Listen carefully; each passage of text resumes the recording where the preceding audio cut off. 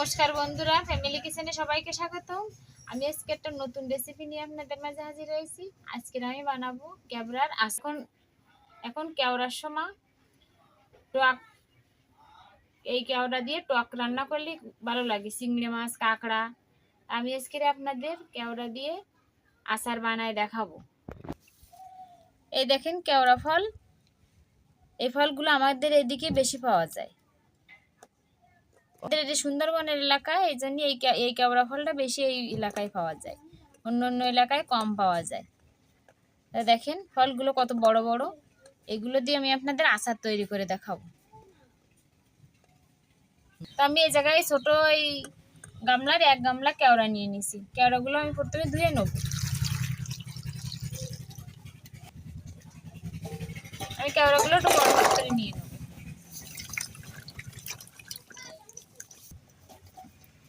কেওড়াগুলো ধোয়া হয়ে গেছে, এবার আমি পাত্রে ধুয়ে নেব।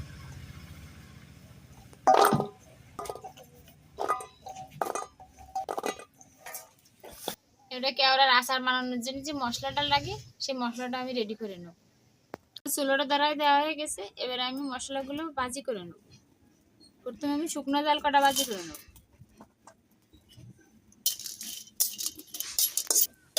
এই দেখেন আমার ঝালগুলো ভাজা হয়ে গেছে, এবারে আমি নামাই নেব। একে মশলাগুলো দিয়ে দেবো। প্রথমে দিয়ে দিলাম 5 ফোড়ন, তারপরে এই যে মিষ্টি জিরে, এবারে দিয়ে দিলাম জিরে। এবারে আমি মশলাগুলো ভালো করে ভাজি করে নেব।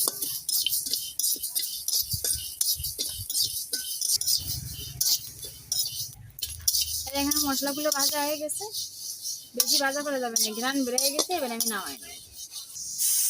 মশলাগুলো ভাজা হয়ে গেছে, এবারে আমি কেওড়াগুলো সিদ্ধ করতে দেবো। আমি প্রথমে কড়াইতে জল দিয়ে দেবো। এবার আমি কেওড়াগুলো দিয়ে দেবো। এবার আমি কিছুক্ষণ জাল করে কেওড়াগুলো সিদ্ধ করে নেব।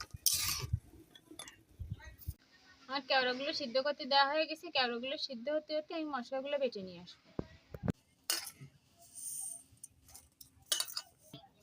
আমি প্রথমে এই মশলাগুলো বেটে নেব।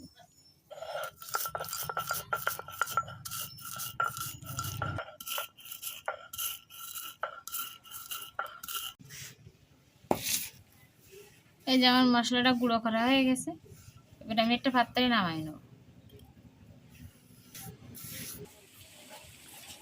এবার আমি ঝাল কটা গুঁড়ো করে নেব।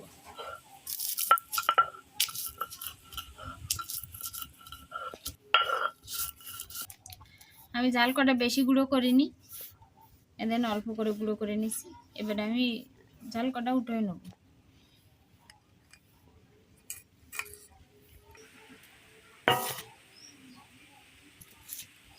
আমি মশলাগুলো গুঁড়ো করে নিয়ে আইছি।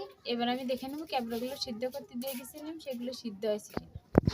এই দেখেন আমার কেওড়াগুলো কিছুটা ফেটে ফেটে গেছে আর কিছুটা ফাটেনি। এবার আমি নামাই নেবো, কারণ অতিরিক্ত ফেটে গেলেই বিচিগুলো বেরোয় গেলে কষ কষ লাগবে, তাই এই অবস্থাতে আমি নামাই নেবো। এখানে আমি কেওড়াগুলো জল ফেলে দিছি, এবার কেওড়াগুলো আমি এই পাত্রে ঢেলে নেবো। এবার আমি ঠান্ডা জল ঢেলে দেবো কেওড়াগুলো ঠান্ডা হওয়ার জন্য।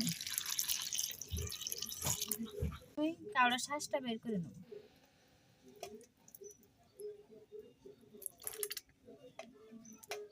কম করে বাকি সব কেওড়াগুলো আমি চটকায় শাঁস বের করে নেব। আমি কেওড়াগুলো চটকায় কেওড়ার যে শাঁসটা সেটা বের করে নিছি। এই দেখেন শাঁসটা কত সুন্দর ঘন ঘন হয়ে গেছে। এবার আমি এই শাঁসটা দিয়ে এবার আচারটা তৈরি করে নেব। আমার চুলাটা দ্বারা কড়াই বসানো হয়ে গেছে। এবার আমি কড়াইতে একটু সরষের তেল দিয়ে দেবো। আমি এই আচারটা তেল দিয়ে করব। আমি তেলের ভিতরে 2টো শুকনো জাল মাজা ভেঙে দিয়ে দিলাম। আমি কেওড়ার আচারটা পেঁয়াজ রসুন ছাড়াই বানাবো। আমি তেলে ঝাল দেওয়া হয়ে গেছে, এবার আমি দিয়ে দেবো একটু আদা বাটা। আদাটা দিয়ে আমার কিছুক্ষণ নাড়াচাড়া করা হয়ে গেছে। এবার আমি কেওড়ার যে শাঁসটা বের করেছি এটা ঢেলে দেবো। এবার আমি এতে দিয়ে দেবো পরিমাণ মতো লবণ। এবার দিয়ে দেবো চিনি। চিনিটা যে যার স্বাদ অনুযায়ী, কেওড়াটা মিষ্টি যদি বেশি খেতে চান একটু বেশি করে চিনি দেবেন, আর যদি কম খেতে চান একটু টক মিষ্টি করলে একটু চিনিটা হালকা দেবেন। আমি এই জায়গায় পরিমাণ মতো চিনিটা দিয়ে দিচ্ছি।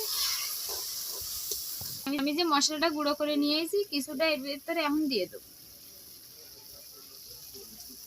যে ঝালটা আমি আধা ভাঙা করে নিয়ে আসছি সেটাও দিয়ে দেবো অল্প একটু। এবার আমি একটু নেড়ে ছেড়ে এই কেওড়ার শ্বাসটা একটু কিছুক্ষণ শুকোয় কেওড়ার আচারের মতো তৈরি করে নেব। আমাকে একটু অন্ধকার অন্ধকার হয়ে গেছে, বেলাটা চলে গেছে। এবার আমি কিছুটা তেজপাতা দিয়ে দেবো।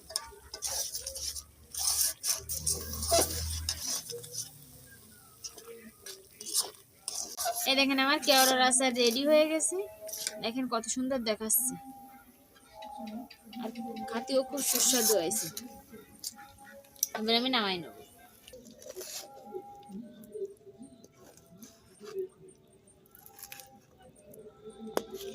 দেখেন আচারটা আমি একটা প্লেটে নামাই নিয়েছি।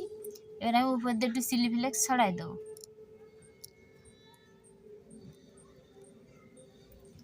দেখেন আমার কেওড়ার আচারটা রেডি হয়ে গেছে, দেখতে কত সুন্দর দেখাচ্ছে। আমাদের একটু সন্ধে সন্ধে হয়ে গেছে বলে কালারটা সেরকম আসতেছে না। তো এরকম আচার বানাইয়ে আপনারা খিচুড়ি কিংবা ডালির সঙ্গে এরকম খেতে পারেন। এই আচারটা খুব ভালো লাগে, কেওড়ার আচার। এই কেওড়ার সিজনে আপনারা এরকম আচার তৈরি করে রেখে দিতে পারেন, অনেক দিন থাকে। এরকম জুড়োইয়ে বয়েমে ভরে ফ্রিজেও রেখে দিতে পারেন। এরকম এখনই কেওড়ার সিজনে আপনারা এটা বানায় রেখে দেবেন, দেখুন কতটা সুস্বাদু একটা খাবার।